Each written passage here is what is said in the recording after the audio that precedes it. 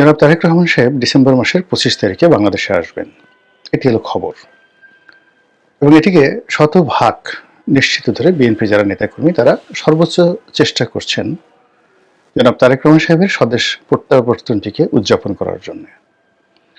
এখন এই সময়টিতে তারেক রহমান সাহেবের দেশে ফেরা কতটা উচিত, কতটা অনুচিত, বা তিনি এতদিন কেন এলেন না, এখন কেন এলেন, এবং তার এই আশার যে পরিণতি সেটি কি ঘটতে যাচ্ছে, এই বিষয়গুলো নিয়ে আমার মস্তিষ্কে যে চিন্তাগুলো নাড়া দিচ্ছে, অথবা আমি রাজনীতি যতটুকু বুঝি, কোনো রকম পূর্ব প্রস্তুতি ছাড়াই আমার হৃদয় থেকে যে কথাগুলো এই মুহূর্তে উৎসরিত হবে সেটা হলো আমার চিন্তা চেতনা এবং আমার প্রজ্ঞার ফলাফল।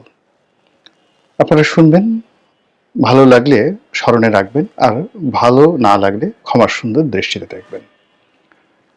প্রথমত, আমি সেই গত 14 মাস থেকে, একবার ফার্স্ট ডে থেকে আমার কাছে মনে হয়েছে যে 8 তারিখে, ডিসেম্বর মাস নয়, ঠিক জুলাই মাসের যে বিপ্লব, জুলাই আগস্টের যে বিপ্লব, যেটি 5ই আগস্টে পূর্ণতা পেল এবং সরকার যেদিন গঠিত হলো ডক্টর মোহাম্মদ ইউনূসের নেতৃত্বে,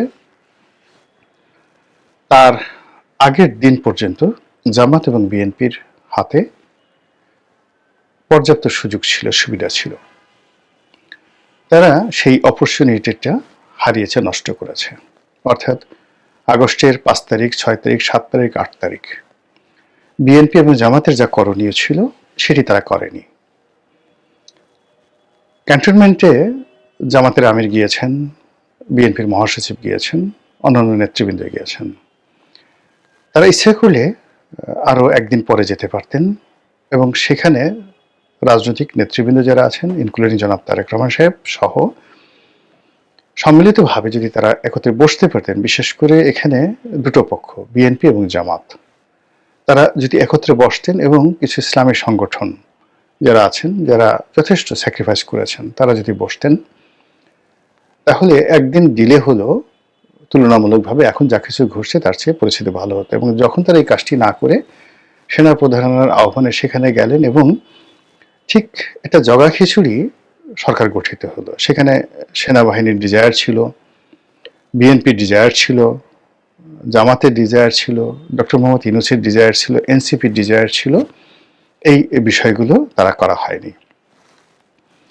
2 নম্বর হলো যে বিএনপি এবং জামাত তারা রাজনীতির মুরব্বী, তারা কোনো অবস্থাতেই রাজনীতির এই বিষয়াদি নিয়ে তাদের যে পারস্পরিক যে আলোচনা, পলিটিক্যাল ডিসিশন, সেই ডিসিশনে এনসিপিকে বা বৈষম্য বিরোধী ছাত্র আন্দোলনে যারা নেতৃবৃন্দ রয়েছেন তাদের সঙ্গে বৈঠক করাটাই তাদের ঠিক হয়নি, উচিত হয়নি।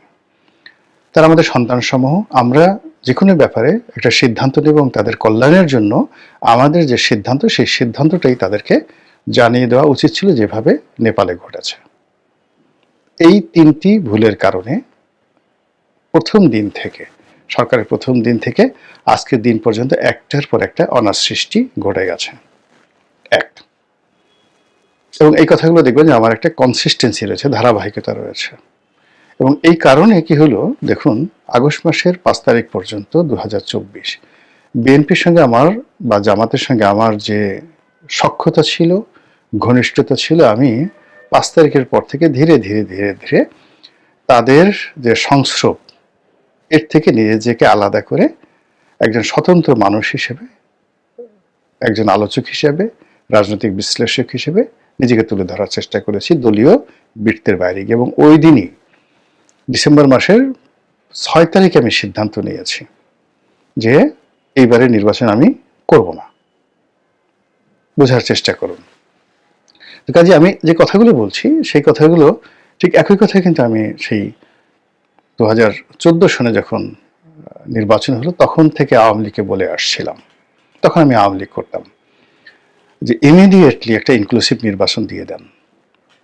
এই নির্বাচনটিকে 3 মাসের দিকে যায় না, এটা একটা বিনা ভোটে নির্বাচন হয়ে গেছে। 15 দিনের মধ্যে এটা বাদ দিয়ে বিএনপিকে ইনক্লুড করে একটা তত্ত্বাবধায়ক সরকার গঠন করে নির্বাচন দিয়ে দেন।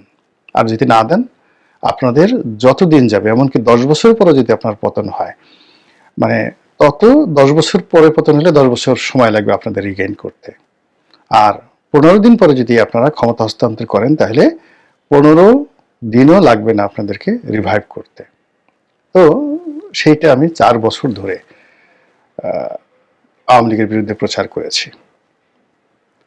তো এই যে যখন এই সরকার এলো, তখন যেহেতু আমি পুরো সময়টা 2014 থেকে আওয়ামী লীগের রোষানলে আর বিএনপিতে যোগদান করার পর 2018 সালের পর থেকে রীতিমতো আওয়ামী লীগের হিট লিস্টে। ফলে আওয়ামী লীগ অন্যান্য বিএনপির যে সকল রাজনৈতিক নেতৃবৃন্দ রয়েছেন তাদেরকে ক্ষয়ক্ষতি করার যে সকল চেষ্টা করেছে প্রায় সবকিছুই আমার উপর করা হয়েছে। অন্যেরা আহাজারি করেছে, মিডিয়ার সামনে এসে বলেছে, কিন্তু আমি কথাগুলো বলিনি এবং বলবো না। এর কারণ হলো এগুলো অ্যাবজর্ব করার সক্ষমতা আল্লাহ আমাকে দিয়েছেন বলেই তারা এই কাজগুলো করতে পেরেছে। তো এটা তারপর তারা আমাকে যে অত্যাচার করেছে, জুলুম করেছে, আল্লাহ যে তাদের সেই জুলুম অত্যাচারের প্রতিকূলে আমাকে বাঁচিয়ে রেখেছেন, এই জন্য আমি শুকরিয়া আদায় করছি। আবার ধরুন এই সময়টিতে বিএনপি বা জামাতের সেই পুরো সেই 2018 থেকে একেবারে 2024 সন পর্যন্ত আমার যে এন্ট্রান্স ছিল, সংযোগ ছিল, তো আমি অন্যান্য যারা সুযোগ নিয়েছেন এমন কোনো সুযোগ নাই যেটি আমার জন্য প্রযোজ্য ছিল না। সরকারে এখন যারা চালাচ্ছেন তাদের কাছ থেকে সুযোগ নিতে পারতাম, বিএনপির কাছ থেকে নিতে পারতাম, জামাতের কাছ থেকে নিতে পারতাম, অথবা যারা এই সময়টিতে সুযোগ বিতরণ করেছেন আসলে জ্ঞান বুদ্ধি বা কোনো জায়গাতে আমার কাছে নিজেকে তাদের সাথে হীন মনে হয়নি কখনো। এই কথাটা বললাম এই কারণে যে তাদের অনুমতিও দরকার ছিল না।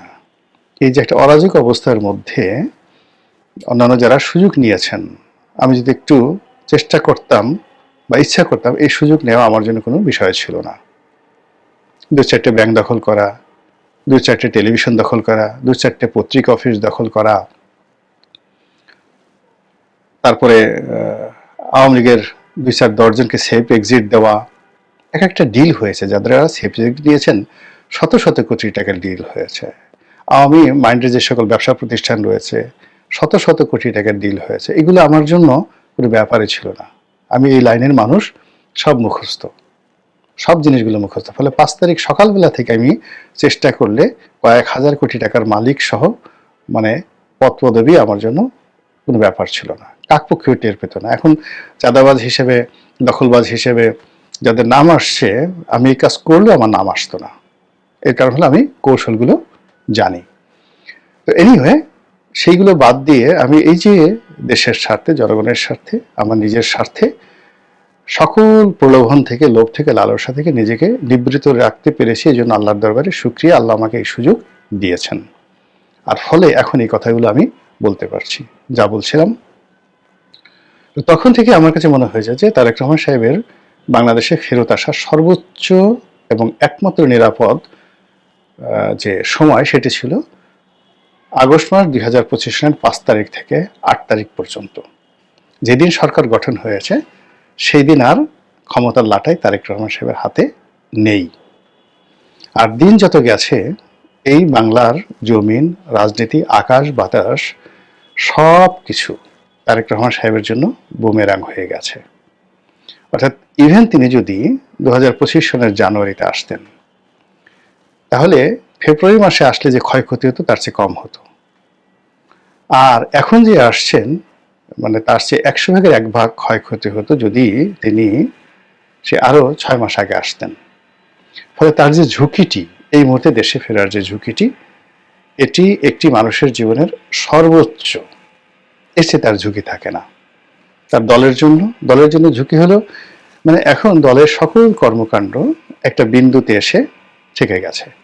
No Tarique Rahman, no BNP, no Tarique Rahman, no রাজনীতি, no Tarique Rahman, no election, এমন একটা পর্যায়ে চলে গেছে। ফলে এই যে তার যে দেশে ফেরার যে ঘোষণা এবং এই দেশে ফিরে তার দলকে গুছানোতে তার যে সফলতা, এটার উপরে বিএনপি রাজনীতি অ্যাবসলিউটলি নির্ভর করবে। এখন তিনি এই যে 25 তারিখে আসার যে সিদ্ধান্ত তিনি নিলেন, কেন নিলেন এবং এটার পরিণতি কি? পরিণতি কি হতে পারে সেই ব্যাপারে আমি যাকে বলা হয় Maulana Abul Kalam Azad, the India Wins Freedom, India Wins Freedom পৃথিবীর ইতিহাসে যে সকল রাজনীতির বই রয়েছে তার মধ্যে অন্যতম। ভারত যেভাবে স্বাধীন হলো সেই বইতে মাওলানা আবুল কালাম আজাদ ইন্ডিয়ান কংগ্রেসের সবচেয়ে দীর্ঘকালীন যিনি প্রেসিডেন্ট ছিলেন এবং স্বাধীন ভারতের প্রথম শিক্ষামন্ত্রী, তো এই প্রজ্ঞাবান মানুষটি একটা বক্তব্য দিয়ে গেছেন, রাজনীতির যখন ক্রিটিক্যাল মোমেন্ট আসে, ভীষণ রকম ক্রিটিক্যাল মোমেন্ট আসে, তখন নেতার সামনে দুটো সিদ্ধান্ত নেওয়ার সুযোগ এসে যায়। প্রথম সিদ্ধান্ত হলো যে এই ক্রিটিক্যাল মোমেন্টে তার হৃদয় থেকে, মন থেকে যেটা নিঃসরিত হয় এবং জনগণ যেটা আশা করতে পারে না, স্বপ্ন দেখতে পারে না বা বলতে পারে না, সম্পূর্ণ ব্যতিক্রম ধর্মী একটি নতুন চিন্তা, চেতনা এবং সিদ্ধান্ত যখন কোনো একটা নেতা নিতে পারে, ইতিহাস পাল্টে যায় এবং নেতার বিজয় হয়। এগুলো একটা। তাহলে কি হলো, যখন একটা ক্রিটিক্যাল সময়ে যায়, সেই ক্রিটিক্যাল সময়ের মধ্যে আপনি স্বাভাবিকভাবে জীবনযাপন করবেন, হাওয়া যেদিকে যায় সেভাবে চলবেন, অথবা আপনি সব কিছুর ঊর্ধ্বে গিয়ে এমন একটা সিদ্ধান্ত নেবেন যার মনোমস্তিষ্কে, যা কিনা কোনো অবস্থাতেই মনোমস্তিষ্কে অন্য মানুষের আসে না। এই আপনার ব্যতিক্রম ধর্মী অল অন এ বোল্ড ডিসিশনের কারণে আপনি বিজয়ী হবেন। কিভাবে? সম্রাট Constantine the great, Constantine the great, রোমের সম্রাট, তো তিনি রোমের কাছাকাছি মার্চ করছেন এবং তিনি জানেন যে রোমান যে বাহিনীর সঙ্গে এখানে যে রাজনীতি চলছে তিনি পারবেন না। তো ওই মুহূর্তে তাকে একটা সিদ্ধান্ত নিতে হবে এবং যুদ্ধের আগে অল অন এ সার্ডেন তিনি একটা সিদ্ধান্ত নিলেন। তিনি খ্রিস্ট ধর্মকে রাষ্ট্রধর্ম ঘোষণা করলেন, নিজে খ্রিস্ট ধর্মে দীক্ষিত হলেন এবং জনগণের মধ্যে একটা নতুন উন্মাদনা তৈরি করে, যুদ্ধে জয়লাভ করে এই একটা নতুন ডাইনেস্টি তৈরি করলেন। এই পুরো সিদ্ধান্তটি মানে খ্রিস্ট ধর্ম প্রতিষ্ঠিত হওয়ার 300 বছর পরে প্রথম একজন সম্রাট উইদিন 1 মিনিটের মধ্যে নিয়েছিলেন। একই বিপদে পড়েছিলেন সম্রাট বাবর। তিনি আসলেন, যুদ্ধ করলেন, পানিপথের যুদ্ধ, এরপর রাষ্ট্র প্রতিষ্ঠা করতে গিয়ে তাকে পরপর কয়েকটি যুদ্ধ করতে হয়। তো গুজরাটের একটি যুদ্ধে গিয়ে, অর্থাৎ এই যে নরেন্দ্র মোদীর যে এলাকা, এই এলাকার লোকজন খুবই দুর্ধর্ষ, তাদের সাথে যুদ্ধ করতে গিয়ে তিনি আর পারছিলেন না, তার সৈন্যবাহিনীর মনোবল ভেঙে যাচ্ছিল। বাবর মদ্যপান করতেন নিয়মিত। তো তিনি সেই যুদ্ধের ময়দানে হঠাৎ করে মদ্যপান বন্ধ করে দিলেন, মদের সকল ভাণ্ড সব ফেলে দিলেন, দিয়ে তিনি ঘোষণা করলেন তিনি আর জীবনে মদ খাবেন না। তার এই রাষ্ট্র শাসন, রাষ্ট্র জয় বিজয়, এটি একটি জিহাদি কর্ম। ফলে তিনি যদি জয়লাভ করেন তাহলে হবেন গাজী আর মরলে হবেন শহীদ। এই কথা বলে তিনি যখন তলোয়ার নিয়ে যুদ্ধের ময়দানে গেলেন, তার সৈন্যদের মধ্যে একটা উন্মাদনা তৈরি হলো এবং তিনি একটা ডাইনেস্টি তৈরি করে ফেললেন, 350 বছরের ডাইনেস্টি। এই হলো সম্রাট বাবর। এইভাবে নেতার একক, মানে এই যে বাবর বা সম্রাট কনস্টান্টাইন, কিংবা ওই যে ইতিহাসের যে আইরিশ বীর রবার্ট ব্রুস, তারা যে সিদ্ধান্তগুলো নিয়েছেন, বিশ্বাস করেন কোনো উপদেষ্টার পরামর্শ নয়, কোনো জনগণের কথা নয়, তিনি একা ছিলেন, তানহাই, সেই একা থেকে তিনি এই সিদ্ধান্তগুলো নিয়েছেন। তো তারেক রহমান সাহেবের এই যে দেশে ফেরার যে সিদ্ধান্ত, এরকম একটা ঝুঁকিপূর্ণ মুহূর্তে যদি এককভাবে তার নিজের সিদ্ধান্ত হয়, কারো পরামর্শ না হয় এবং তিনি কারো দ্বারা ইনফ্লুয়েন্সড নন, কলনে ছাড়েন, তার মধ্যে একটা এলহাম এসে গেছে, তার কাছে মনে হয়েছে এই মুহূর্তে বাংলাদেশে তার যাওয়া উচিত এবং তিনি যাবেনই। নিশ্চিত থাকেন তিনি বিজয়ী হবেন, সফল হবেন, তার প্রতিপক্ষরা পরাজিত হবে। কিন্তু যদি পপুলারিটি পাওয়ার জন্য তার কোনো পরামর্শকের পরামর্শ অনুযায়ী, অথবা এই যে সামাজিক মাধ্যমে বিভিন্ন যারা ইনফ্লুয়েন্সার রয়েছেন, বিভিন্ন কমেন্ট করেন, তারা আসা উচিত, কালা আসা উচিত, অর্থাৎ জনগণের কথা মধ্যে যদি তিনি আসেন, তাহলে তার পরিণতি কি হবে?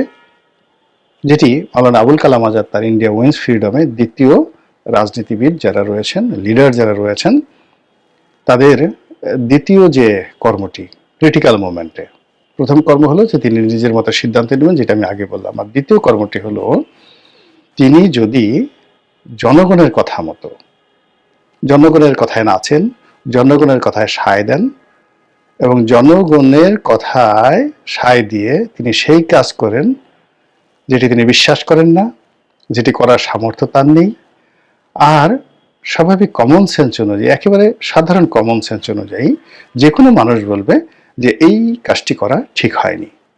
এরকম কোনো কাজ যখন একটা নেতা করে, তার পতন, ধ্বংস একেবারে শতভাগ নিশ্চিত। এখন এই যে জনাব তারেক রহমান সাহেবের যে আগমন, সেই আগমন উপলক্ষে কি হবে আগামীতে কোর্স অফ অ্যাকশন, এটা আমরা দেখতে পাবো। কিন্তু অ্যাডভান্স আমি যে কথাগুলো বললাম, এটা কেবলই মতো জনাব তারেক রহমান সাহেব জানেন, আর উপরে জানেন আল্লাহ। যদি দুনিয়ার পলিটিক্যাল সায়েন্স অনুযায়ী কোনো কিছু সেখানে সিদ্ধান্ত গৃহীত হয়, তাহলে ওই যে আমি বললাম এই যে অন্তরের কথা বা ঘটনা, এটা কেবলমাত্র তারেক রহমান সাহেব জানেন, আর জানেন তার মালিক আল্লাহ রাব্বুল আলামিন।